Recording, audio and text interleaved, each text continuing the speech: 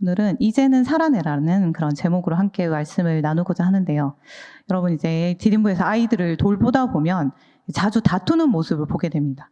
그러면 이제 한 아이가 와서 울면서 막 제가 어쩌고 저쩌고 이렇게 이야기를 해요. 그럼 이제 먼저 무슨 일이 있는지 들어보고 이제 그 친구에 만약 상처를 주는 아이가 있다면 불러서 이제 사과하라고 이야기를 합니다. 근데 대부분 아이들이 어떻게 사과하시는지 아나요? 이렇게 막 눈도 안 마주치고 아주 건성으로 약간 옛다 이런 느낌으로 미안해? 약간 이렇게 미안해? 다시 하세요 이래도 미안해? 이렇게 진짜 미안한 마음이 있어서가 아니라 뭔가 선생님이 시키니까 하는구나 이런 그런 느낌이 드는 사과이죠. 그래서 사과를 받는 아이도 그 진심이 느껴지지 않아서 막 그다지 사과가 탐탁지 않고 기분이 풀리지가 않습니다. 그래서 이제 다시 말하죠. 눈을 보고 웃지 말고 다시 사과해. 이렇게. 근데 여러분 이 미안해라는 말은 분명 사과의 말이 맞습니다. 하지만 그 안에 진심이 담겨 있느냐는 완전히 다른 문제죠. 진심을 담은 사과는 눈을 마주치고 뭔가 자신의 잘못을 정확히 인지하며 이렇게 태도와 행동에 좀 변화가 있습니다. 하지만 진심이 없는 사과는 좀 형식적이고 좀 무책임한 면도 있고 상대방에 오히려 더 큰 상처를 주기도 합니다. 근데 오늘 본문 말씀은 이 여호수아가 이 이스라엘 백성들에게 전한 마지막 유언과도 같은 말씀입니다. 이제 마치 모세가 죽기 전에 백성들을 모아서 고별 설교를 했던 것처럼 여호수아도 이제 나이가 들어가지고 백성들에게 이 마지막 당부의 말을 전하고 있는데요. 이 말씀 속에서 이제 이스라엘 백성들은 하나님 앞에서 믿음의 고백을 드리게 됩니다. 하지만 여호수아는 그 고백이 단지 그런 입술의 고백에 머무르지 않고 진심에서 우러나오는 것이야 하며 삶으로 드러나기를 바라고 있습니다. 그리고 특별히 이 말씀이 선포된 이 장소는 세겜이라는 곳인데요. 이것은 이제 단순히 그냥 세겜에서 있었어 그런 지명을 말하는 게 아니라 이 아브라함, 믿음의 조상의 아브라함이 처음으로 가나안에 도착해서 하나님께 제단을 쌓은 장소이고 또 야곱 역시 하나님께 예배하며 제단을 쌓은 그런 믿음의 장소입니다. 그래서 여호수아는 이스라엘 백성들을 이 믿음의 자리로 다시 불러 모아서 이 단순한 결단이 아닌 자신의 그 믿음의 뿌리를 좀 기억하게 하고자 했던 것입니다. 그래서 여호수아는 백성들에게 하나님께서 어떻게 그들을 인도하셨는지 다시 이렇게 상기시킵니다. 그리고 아브라함을 부르시고 애굽에서 구원해내시고 또 광야를 지나서 약속의 땅까지 그 인도하신 그 은혜의 여정을 이제 이 24장 앞에서 되짚습니다. 그리고 그 은혜 앞에 자신은 오직 하나님만을 섬기겠다고 고백합니다. 그러면서 이제 백성들에게 물어요. 너희는 오늘 누구를 섬길지 택하라. 그러자 백성들이 한 목소리를 말해요. 우리도 하나님만을 섬기겠습니다. 라고 이제 응답하는 거죠. 그렇다면 여호수아가 사실 이렇게 말했어야 될 것 같지 않을까요? 그래, 이제 그러면 우리 모두 하나님만을 섬기기로 했으니 믿음으로 함께 나아가자. 그런데 여호수아는 이 하나님만을 섬기겠다고 결단한 이 이스라엘 백성들에게 굉장히 충격적인 말을 던집니다. 19절 앞부분 말씀 함께 보도록 하겠습니다. 같이 읽겠습니다. 여호수아가 백성에게 이르되 너희가 여호와를 능히 섬기지 못할 것은 얼핏 보면 이게 무슨 말인가 앞뒤가 좀 맞지 않은 것 같기도 하고 누구를 섬길지 선택하라고 해서 응답을 했는데 막상 하나님을 선택한다고 하니 칭찬하고 막 힘을 내라고 하는 것이 아니라 너희는 그렇게 할 수 없다. 할 수 없다. 라며 좌절의 말을 하는 것입니다. 하지만 이제 여호수아는 단순히 이제 그들의 고백을 부정하려는 것이 아니었습니다. 그 뒤에 이어진 설명을 보면 좀 그의 의도를 알 수 있는데요. 19절을 마저 보도록 하겠습니다. 같이 읽을게요. 그는 거룩하신 하나님이시요 질투하시는 하나님이시니 너희의 잘못과 죄들을 사하지 아니할 것임이라. 여호수아는 이스라엘이 하나님만을 온전히 섬길 수 없는 이유로 그 하나님의 그 본질적인 성품이 이제 거룩하신과 질투하심을 이야기합니다. 거룩하신 하나님 어떤 분이신가요? 죄가 전혀 없으신 그 모든 면에서 구별되고 완전하신 분이죠. 그래서 하나님은 죄와 함께 하실 수 없다 우리가 이런 말을 많이 하죠. 그것처럼 죄와 타협하는 자들과도 함께 할 수 없는 겁니다. 즉 하나님을 따른다고 하면서 동시에 그분이 싫어하시는 그 죄를 즐기며 살아간다면 그것은 하나님의 거룩하심에 좀 정면으로 어긋나는 그런 삶을 사는 것이죠. 또 이제 하나님은 질투하시는 분이라고 여호수아가 이야기하는데 이거는 이제 우리를 사랑하시기에 우리의 마음이 나뉘는 것을 이렇게 참으실 수 없다는 것입니다. 하나님은 우리가 가끔 조금만, 일부분만을 섬기는 걸 원하지 않으십니다. 하나님은 우리의 마음의 전체를 원하시는 거죠. 여러분 멀리 생각 안 해봐도 될 것 같아요. 연애를 한다고 생각했을 때 데이트를 가요. 서로 사랑한다, 너밖에 없다 막 말하면서 같이 밥 먹는데 이야기 나누는 시간에 이제 상대방이 만약에 계속 핸드폰을 하고 자기가 좋아하는 물건만 검색하고 그리고 다른 사람에게 연락이 오는데 막 바쁘지도 않은데 급하지도 않은데 막 카톡이나 DM을 쉬지 않고 하고 있다면 여러분 마음이 어떠실 것 같습니까? 그 사람이 나를 사랑한다고 느껴질까요? 결혼할 때도 서로 상대자 배우에게 당신만을 사랑하고 바라보며 살겠다고 고백하고 서약합니다. 근데 결혼 후에 만약 여러분의 배우자가 다른 이성과 계속 연락을 주고받고 함께 식사도 하고 정서적으로 막 기대는 모습을 보인다면 어떨 것 같습니까? 아니 연애할 때 내가 아닌 다른 사람 그 상대의 깻잎만 떼어줘도 막 요즘에 논란이 일어나잖아요. 된다 안 된다. 근데 심지어 결혼해서 이런 일이 벌어진다면 당연히 상처받고 분노하고 근데 신뢰가 무너지고 마는 것이죠. 그래서 이런 관계에서는 조금 괜찮잖아라는 것은 허용이 안 된다는 이야기입니다. 하나님과 우리의 관계도 마찬가지입니다. 우리의 마음이 나누어져 있는 것을 하나님은 참으시지 않으십니다. 또한 우리가 하나님 믿는다고 고백하면서 이 죄와 타협하며 살면 결국 우리에게 심판이라는 결과가 있을 것이라는 것을 알아라고 말하고 있는 것입니다. 다시 정리하자면 여호수아가 여기서 하는 말의 의미는 너는 진짜 못한다 이런 말이기보다 하나님은 죄와 타협하지 않으시며 우리의 마음을 온전히 원하시는 분이기 때문에 그분을 따른다고 말하는 것은 우리의 삶의 전체를 드리는 굉장히 진정성이 있는 진지한 선택이어야 한다는 것입니다. 즉 이스라엘 백성이 한 그 결단은 결코 가벼운 것이 아니며 무게와 책임이 따르는 거룩한 약속이란 것을 다시 알려주는 것입니다.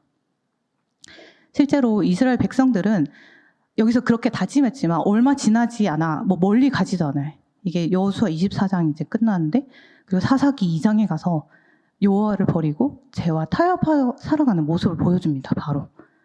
그래서 여호수아는 어중간한 결단으로는 그 마음으로는 이 자신의 그 마음을 지킬 수 없다는 걸 경고하고 있는 것이죠. 여러분 하나님 믿고 섬기겠다는 이 고백이 결코 가벼운 말이 아닙니다. 그것은 내 삶 전체를 드리는 선택이며 거룩한 책임이 따르는 약속인 것입니다. 여러분이 예수님을 믿는다고 지금 고백하시니까 이 자리에 있을 거라 생각합니다. 그렇다면 여러분이 하는 그 말에 그 고백에 얼마만큼의 무게와 책임이 들어가 있는지를 한번 생각해 보시기 바랍니다. 이제 그 여호수아의 경고에 이스라엘 백성이 또 이렇게 대답해요. 21절 말씀입니다. 같이 볼게요. 21절입니다. 네, 제가 읽도록 하겠습니다. 백성이 여호수아에게 말하되 아니니이다. 우리가 여호와를 섬기겠나이다 하는지라. 이스라엘 백성은 여호수아의 이런 경고에도 불구하고 단호하게 다시 결단해요. 아닙니다. 우리는 반드시 여호와를 섬기겠습니다. 그들의 말 속에는 이 강한 의지와 진심이 담겨 있었습니다. 여러분도 예배 중이나 이제 수련회 가서 은혜 받으면 내가 이제부터 하나님만 사랑하며 섬기겠습니다. 살겠습니다. 고백하게 되죠. 근데 그때 그 마음이 거짓은 아닙니다. 그래서 이 고백은 그냥 단순한 말이 아니라 정말 믿음의 결단이었을 것입니다. 거짓말은 아니었을 거란 거죠. 하지만 우리가 익숙한 장면이 하나 있는데요. 그 마태복음에서 예수님이 베드로에게 네가 오늘 밤 나를 3번 부인할 것이다 하셨을 때 베드로가 이렇게 말했습니다. 모두 주님을 버려도 나는 결코 버리지 않겠습니다. 죽을지언정 주님을 부인하지 않겠습니다. 결코 죽을지언정. 이 고백 또한 그 당시 베드로의 진심이었을 것입니다. 하지만 그 진심이 행동으로 이어지지는 못했던 거죠. 베드로는 자기 의지로는 예수님을 끝까지 따를 수 있다고 생각했지만 정작 두려움과 상황 앞에서는 예수님을 부인하고 말았던 거죠. 그래서 여호수아 24장 21절에서 백성들이 우리가 여호와를 섬기겠습니다라고 고백한 이 장면과 베드로가 말한 나는 절대 주님을 부인하지 않겠습니다라는 이 고백은 좀 많이 닮아 있는 것 같습니다. 두 고백 모두 진심이었지만 진심만으로는 충분하지 않았던 거죠. 하나님을 섬긴다는 고백은 단순히 마음을 이제 결심하는 것을 넘어서 우리의 삶 전체로 이어져야 한다는 것입니다. 마음의 고백이 삶의 행동으로 드러나지 않는다면 그것은 온전한 섬김이 아니라는 것이죠. 그래서 여호수아는 이어서 백성들에게 말합니다. 그 결단이 진심이라면 너희가 그 결단의 증인이 스스로 되라. 여기서 말하는 증인은 이제 단순한 구경꾼의 기록자가 아니라 거기에 대한 공적인 책임과 법적 효력이 있다는 이런 말입니다. 자신들이 한 말을 스스로 책임지겠다고 선언하는 것이고 감정적으로 한 그런 일시적인 반응이 아니라 하나님과 맺는 언약의 이 당사자로 내가 그렇게 서겠다는 그 결단의 그런 보여주는 것이었습니다. 그래서 여호수아는 이렇게 말합니다. 23절 함께 읽도록 하겠습니다.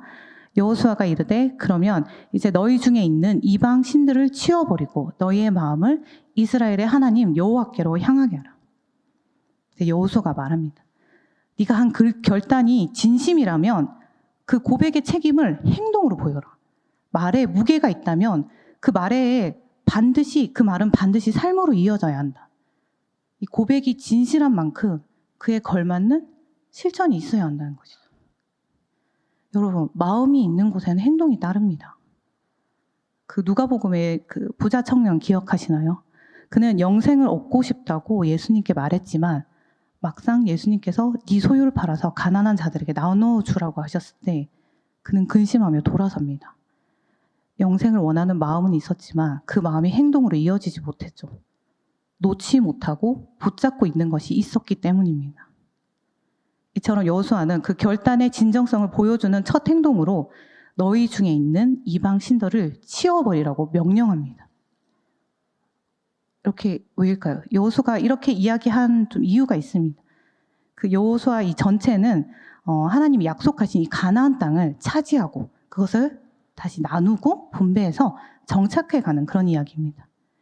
이제 이 여호수아의 고별 설교 후에 각 지파는 이제 자신의 땅으로 돌아가서 하나님을 섬기며 살아가야 할 시점에 서 있었습니다. 그런데 그 가나안 땅은 하나님이 아닌 그 수많은 다른 신들을 섬기던 이 문화와 가치관이 깊이 스며든 곳이었어요. 그래서 그 땅에 살아가면 이방 신들의 이 영향력을 받기가 쉬웠던 거죠.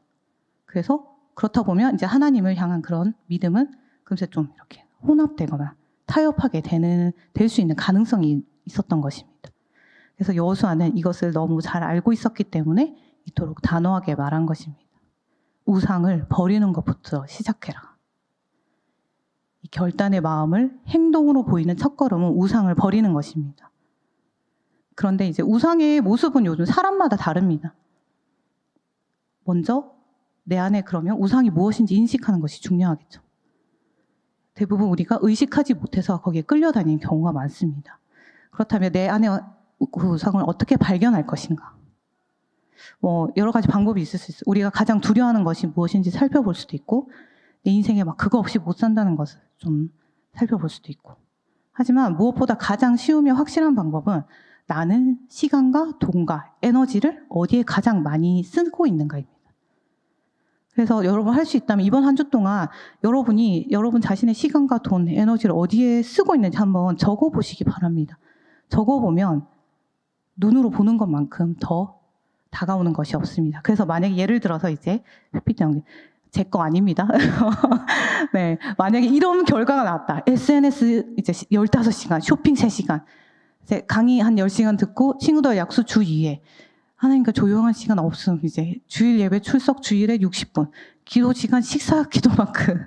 만약 이런 결과를 적었다. 그럴 때 마주한다면 과연 나는 하나님을 사랑하고 섬긴다고 말할 수 있을까요? 우리 안에 있는 다양한 형태의 우상이 있습니다. 성공도 있고 돈도 있고 명예가 될 수도 있고 인정받는 것 될 수 있고 즐거운 것만 찾는 것이 될 수도 있고 비교하고 두려움 이런 것이 다 내 안에 우상이 될 수 있습니다. 여러분의 마음속에는 하나님만을 바라보겠다는 이 우리의 결단을 흐리게 하는 그 우상이 무엇인지 한번 찾아보시기 바랍니다. 그렇다면 이제 우리는 우리 안에 있는 우상들을 어떻게 끊어낼 수 있을까요? 단순히 이제 그만해야지라고 결심해서 되는 일이 아닌 거 여러분도 되게 잘 알고 계시잖아요. 베드로도 나는 결코 주님을 부인하지 않겠습니다 하고 결단했지만 이 의지가 있었지만 그 의지만으로 안 된 거죠. 죽음에 대한 두려움으로 결국 3번이나 예수님을 부인하고 말았습니다. 이 결심만으로, 우리의 의지만으로 우리의 연약함을 이겨낼 수 없습니다. 말하자면 이제 오늘부터 낯선 사람을 사랑해야지 한다고 사랑이 저절로 되지 않죠. 마음이 움직이려면 먼저 그 사람의 매력을 발견해야 합니다. 어떤 사람인지 알아야 합니다. 내가 억지로 사랑하려고 애쓴다고 해서 이 진짜 사랑이 생기는 것이 아니죠.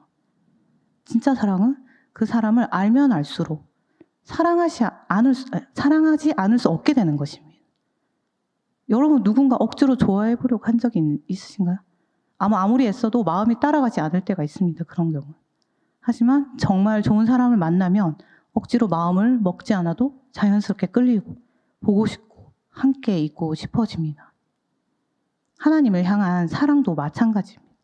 억지로 사랑해야지 다짐한다고 되는 것이 아니라 하나님이 어떤 분이신지를 알고 그분의 은혜와 사랑을 그리고 어떻게 나를 인도하시는지를 깊이 깨닫을 때 우리는 자연스럽게 그분께 마음이 향하게 되는 것입니다. 그래서 여호수아가 23절에 이렇게 말하는 것입니다. 이방 신들을 치워버리고 너희의 마음을 이스라엘의 하나님 여호와께로 향하라. 이 말은 단순히 우상을 버려라 라는 명령 그 이상인 것입니다. 그것은 우리의 마음의 방향, 삶의 중심을 하나님께로 완전히 전적으로 돌리라는 그런 뜻입니다. 이제부터는 하나님만 바라보며 살아가겠다는 그 삶의 태도와 자세를, 그러니까 말하자면 삶의 방식 자체를 바꾸라는 것입니다. 이것은 뭔가 어떤 행동 하나를 고치는 게 아니라 내 시간과 에너지 그리고 관심과 이런 기대를 말하자면 내 삶의 그 중심축 자체를 하나님께로 옮기라는 것입니다. 다시 말하면 하나님께 온전히 헌신하라는 것입니다. 이러한 여호수아의 도전 앞에 이제 이스라엘 백성이 이렇게 응답합니다. 24절 말씀입니다. 함께 읽도록 하겠습니다. 백성이 여호수아에게 말하되 우리 하나님 여호와를 우리가 섬기고 그의 목소리를 우리가 청종하리이다 하는지라. 이스라엘 백성은 이제 계속 너 할 수 있겠어? 너 그거 책임과 무게가 있는 말이야라고 했을 때 이제 자신의 결단에 그 고백의 책임을 지키기로 서약을 합니다. 그리고 여호수아는 그 결단을 돌에 새기며 이제 하나님 앞에서 증거로 삼는데요.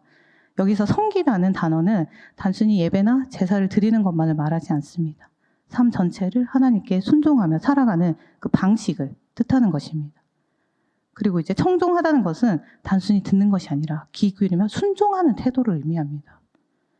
즉, 이 이스라엘 백성의 이 고백은 하나님의 말씀을 듣기만 하겠습니다가 아니라 하나님의 말씀을 철저히 따르며 삶 전체를 하나님께 돌려 헌신하며 살아가겠다는 그 결단을 행동으로 보이겠다는 그 결단을 보여주는 것입니다. 그러면 구체적으로 우리도 어떻게 하나님께로 내 삶의 방향축을 다시 세울 수 있을까요? 그 시작은 아주 단순합니다. 여러분 다 알고 계세요. 말씀 앞으로 나오셔야 합니다, 여러분. 하루 10분이라도 말씀을 펴고 하나님 음성에 귀 기울이셔야 합니다. 그리고 기도의 자리로 나오셔야 합니다. 하루에 짧게라도 하나님께 내 진심을 담아서 마음을 올려드리는 그런 시간을 만드셔야 합니다. 이렇게 예배의 자리에 머무시기 바랍니다. 주일 예배뿐만 아니라 일상 속에서도 하나님이 내 안에 계심을 기억하고 그분께 감사하고 그분을 높이는 마음을 계속 가져보시기 바랍니다. 바로 이런 예배의 자리에 시간과 정성과 에너지를 쏟는 헌신을 하시기 바랍니다. 헌신이 쉽지 않다는 거 저도 알고 있습니다. 하루 10분 여러분 같이 말씀 봐요 하지만 어떤 날 그 10분 펼치는 것도 쉽지 않을 수 있어요. 그냥 모르고 지나갈 때도 있습니다. 하지만 여러분 기억하시기 바랍니다. 헌신은 쉬워서 할 수 있는 것이 아닙니다. 힘들 줄 알지만 그만큼 그것에 가치가 있기 때문에 계속해서 하는 선택입니다. 비유를 하자면 헌신은 이제 꽃을 한 번에 피우는 과정이 아니라 매일 물을 주는 일입니다. 꽃이 피지 않는 날도 있지만 물을 주는 것을 멈추지 않는 것, 그것이 바로 헌신입니다. 그러니 여러분, 하나님 앞으로 나아오시기를 포기하지 마십시오. 헌신하십시오. 그럴 때 우리 안에 계신 성령님께서 우리를 지금까지 이 자리로 인도하신 것처럼 그 하나님의 은혜를 기억하게 하실 것입니다. 그리고 그 예수님의 십자가를, 그 의미를 더 깊이 깨닫게 하실 것입니다. 그러면 우리는 예수님을 사랑하지 않을 수 없게 될 것입니다. 억지로가 아니라 자발적으로, 의무가 아니라 그 마음의 간격을 가지고, 그렇게 우리 마음은 변화되고 더 이상 우상이 우리의 삶을 지배하지 못하게 될 것입니다. 그리고 오직 예수님만이 우리의 중심이 될 것입니다. 여러분, 오늘 하나님을 따르겠다는 이 고백이 단순한 말이 아니라고 이야기를 나눴습니다. 그것은 마음 깊은 곳에서 울려 나오는 결심이며 삶 전체로 이어져야 할 헌신입니다. 여호수아는 이스라엘 백성들의 고백을 듣고 말하죠. 좋다. 너희가 그렇게 말한다면 이제 그 말에 책임을 져라. 어떻게? 이방 신들을 버리고 마음을 여호와께로 향하라. 삶의 방향을 바꾸는 결단을 요구한 것이죠. 우리도 마찬가지입니다. 아까 말한 것처럼 예배 중에나 수련회 가서나 기도 중에 이제 하나님만 바라보면서 살겠다고 다짐했던 순간이 있으실 거예요. 그 고백이 거짓이 아니었을 거예요, 여러분. 하지만 진짜 중요한 것은 그 다짐이 오늘 우리의 선택과 태도 속에서 드러나고 있어야 한다는 것입니다. 하나님은 순간 반짝이는 이런 감정보다 지속되는 헌신을 원하십니다. 그리고 무엇보다 기억해야 될 것은 하나님 우리에게 억지로 다가오지 않으신다. 우리가 하나님을 가까이 알아가면 알아갈수록 그분이 얼마나 따뜻하신지, 신실하신지, 우리 삶을 얼마나 섬세하게, 세심하게 이끌어 오셨는지를 알게 됩니다. 그러면 자연스럽게 우리를 붙잡고 있던 세상의 것들은 점점 힘을 잃기 시작할 것입니다. 그리고 우리의 마음은 조금씩 조용히 하지만 분명하게 하나님께로 기울어질 것입니다. 억지로가 아니라 마음이 저절로 움직이게 되는 거죠. 그렇게 우리는 결국 고백하게 될 거예요. 나는 하나님을 사랑하지 않을 수 없다. 여러분, 헌신이 거창한 일이 아닙니다. 헌신은 하루하루 작은 결정을 통해서 쌓아가는 꾸준한 믿음의 선택입니다. 말씀 앞에 머무는 10분이라도, 짧더라도 기도의 자리에 서는 것, 하나님을 의식하며 사는 그 태도, 이런 예배의 순간들이 하나하나 쌓여서 우리 삶 전체가 하나님께로 향하게 됩니다. 그러니 여러분, 포기하지 마시고, 오늘 못했다고 그만하지 마시고, 내일 다시 서십시오. 그리고 두려워하지 마십시오. 지금은 그 결단을 넘어서 이제는 그 결단을 살아내야 할 시간입니다. 정직하게, 성실하게, 묵묵하게 그 길을 걷다 보면 언젠가 여러분의 그 마음 깊은 곳에서 이 고백이 흘러나오게 될 것입니다. 나는 하나님을 사랑하지 않을 수 없습니다. 그래서 나는 계속 헌신하기로 했습니다. 그렇게 고백할 수 있는 여러분이 되시길 예수님의 이름으로 축복합니다.